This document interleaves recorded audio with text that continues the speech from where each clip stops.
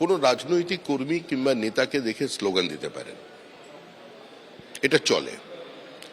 কিন্তু রাজ্যের প্রাক্তন মুখ্যমন্ত্রী একজন মহিলার গাড়ির ওপরে পাথর ছোড়া যে অভিযোগ তারা করছেন, কাদা ছোড়া বা জুতো ছোড়া, এগুলোকে বিজেপি সমর্থন করে না এবং দূর দূর পর্যন্ত বিজেপির কোনো কর্মী এর সঙ্গে যুক্ত নন। যে অত্যাচার তৃণমূল কংগ্রেস করেছে, যেভাবে আমাদের বিরোধী দলনেতা এবং আজকের মুখ্যমন্ত্রী শুভেন্দু অধিকারীকে জীবন্ত পুড়িয়ে মারার চেষ্টা করেছিল, সেই অত্যাচার বিজেপি কিন্তু তৃণমূলের উপর করেনি। মুখ্যমন্ত্রীকে দেখে যে কেউ স্লোগান দিতে পারে, আমাদের মুখ্যমন্ত্রীকেও দিতে পারেন, প্রাক্তন মুখ্যমন্ত্রীকেও দিতে পারেন, ব্ল্যাক ফ্ল্যাগ দেখাতে পারেন, এগুলো গণতান্ত্রিক ব্যবস্থায় চলে। কিন্তু পাথর ছোড়া, কাদা ছোড়া, এগুলো তৃণমূলের শেখানো সংস্কৃতি। হালি শহরে গিয়ে আজ প্রবল বিক্ষোভের মুখে পড়তে হয় মমতা বন্দ্যোপাধ্যায়কে। প্রাক্তন মুখ্যমন্ত্রী যখন বিক্ষোভের মুখে পড়েন, একেবারে সেই সময়ের ছবি আপনাদের সামনে তুলে ধরেছি। প্রাক্তন মুখ্যমন্ত্রীর গাড়িতে কাদা লেপে দেওয়া হয়, বিক্ষোভকারীরা তারা বিক্ষোভ দেখাতে থাকেন, তার গাড়িতে হামলা করা হয়, চোর স্লোগান দেওয়া হয় মমতা বন্দ্যোপাধ্যায়কে উদ্দেশ্য করে। গাড়ি ঘিরে কিভাবে স্থানীয়রা তারা বিক্ষোভ দেখান, দেখছেন সেই ছবি।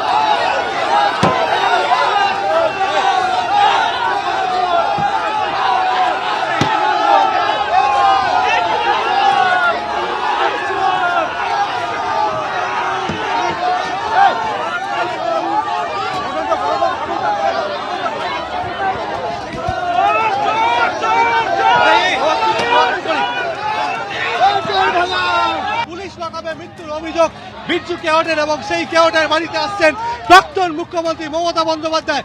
চূড়ান্ত বিক্ষোভের মুখে চোর স্লোগান দেওয়া, চোরের রানী চোর সৃষ্টি করেছে আজকে মমতা ব্যানার্জি। 15 বছর বাংলা লুট করেছে, চোর চোর। ব্যাপক উত্তেজনা এই মুহূর্তে আমরা দেখতে পাচ্ছি হালি শহরের ভূতবাগান এলাকায়। বিরজু কেওট, যার পুলিশ লকআপে মৃত্যু হয়েছে বলে অভিযোগ করা হয় পরিবারের তরফ থেকে, এবং কাল ভোর রাতে মৃত্যু হয়, এবং তার বাড়িতে এই মুহূর্তে আসছেন প্রাক্তন মুখ্যমন্ত্রী মমতা বন্দ্যোপাধ্যায়। গাড়ি লক্ষ্য করে কাদা ছোড়া হচ্ছে, জুতো ছোড়া হচ্ছে।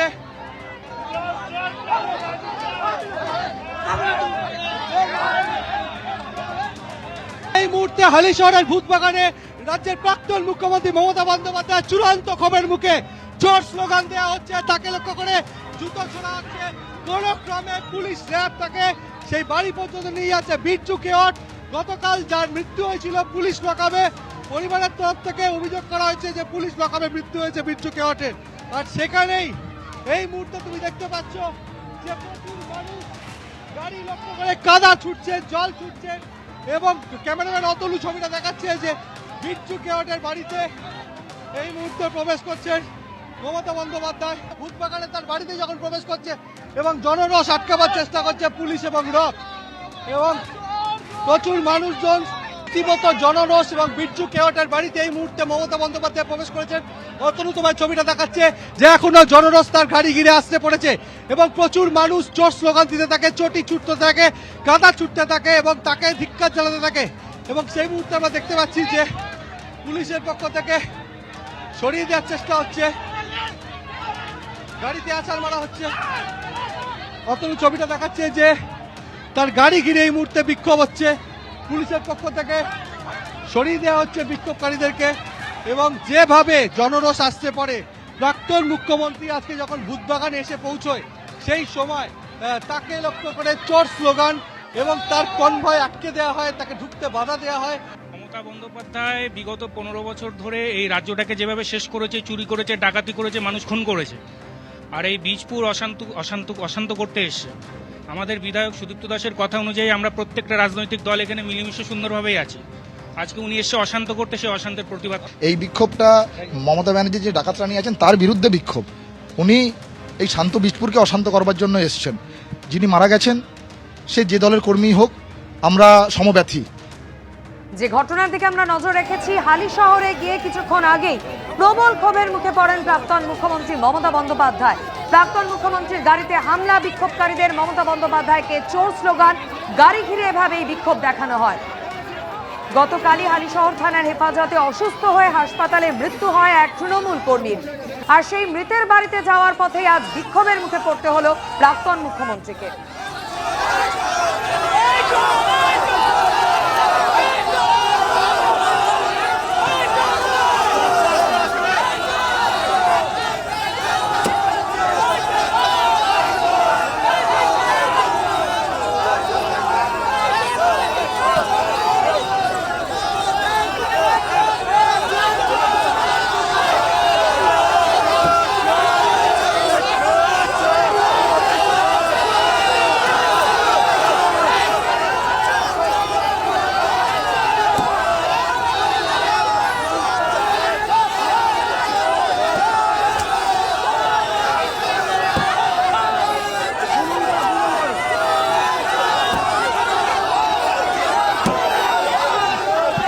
বিজেপি লুম্পেন জোগাড় করেছে, তারা আমাদের গাড়িতে অশ্রাব্য গালিগালাজ এবং এত বড় বড় ইট মেরেছে।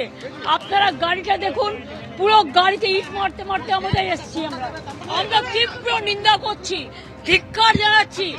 তীব্র পিটিয়ে মেরা পুলিশ লকআপে ডেথ হবার পরেও তারা বাড়িতে এসে ভয় দেখাচ্ছে।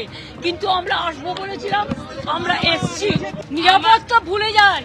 আমাদের গাড়িতে বড় বড় পাথর ছোড়া হয়েছে পুলিশের সামনে।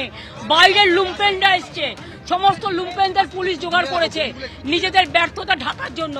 এই লুম্পেনদের দিয়ে, এই দেখুন, এই লুম্পেনদের দিয়েই প্রোটেকশন নিচ্ছে পুলিশ, কাস্টোডিয়াল ড্রেস করছে। এই লুম্পেনরা বাংলা আজকে লুম্পেনদের হাতে চলে গেছে। মিনিমাম আমি যে একটা বাড়িতে দেখা করতে আসবো বলেছি, কালকেও কথা হয়েছে তার স্ত্রীর সাথে আমার দুবার, আজকেও কথা হয়েছে। কথা হবার পরেও এমএলএ নিজে এসে তার বউকে বলেছে আপনি ঘর থেকে বেরোবেন না। কে? আমি তো তোর পরিবারের দাদার সাথে কথা বলে গেলাম এবং আমরা কেস করব। পরিবারের সদস্যরা কি বললেন, কিভাবে মারা হয়েছে? যা বলার তোনার বউ কালকে ভেসে বলেই দিয়েছে, নতুন করে বলার কি আছে? It is recorded. পুলিশের উপর আমার কোনো রাগ নেই, রাগ হচ্ছে হোম মিনিস্টার নিজে। He is doing nuisance, he is a nuisance creator. Atrocious terrible is going on in Bengal. Only the police have become the BJP card holders. Mamata Bandyopadhyay তিনি অভিযোগ করছেন যে পুলিশের সামনে আমার গাড়িতে হামলা হয়েছে, মৃতের স্ত্রীকে আমাদের সঙ্গে কথা বলতে দেওয়া হয়নি, বড় বড় পাথর ছোড়া হয়েছে মমতা বন্দ্যোপাধ্যায়ের গাড়িতে, এরকমই তিনি অভিযোগ করছেন।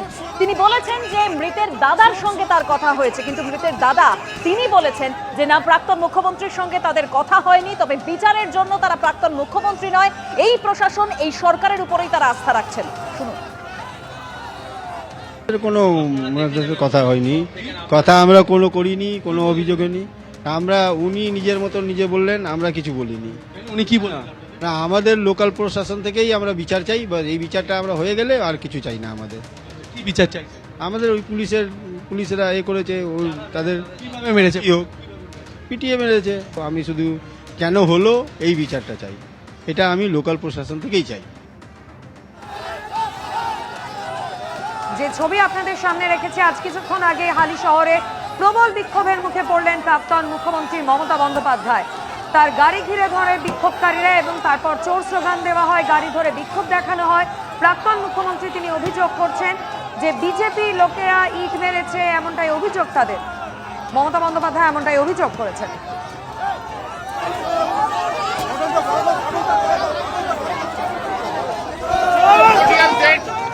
এবং কাস্টোডিয়াল ডেথ যখন হয় তখন তার বিচার হবে।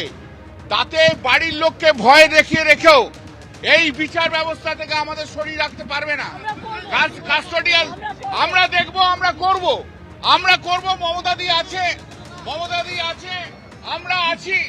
আজকে ওদেরকে যেভাবে ভয় দেখিয়ে বাড়ির ভেতর ঢুকিয়ে রাখা হচ্ছে, তা বাংলার মানুষ কেন, ভারতবর্ষের মানুষ দেখবে বিচার ব্যবস্থা কি।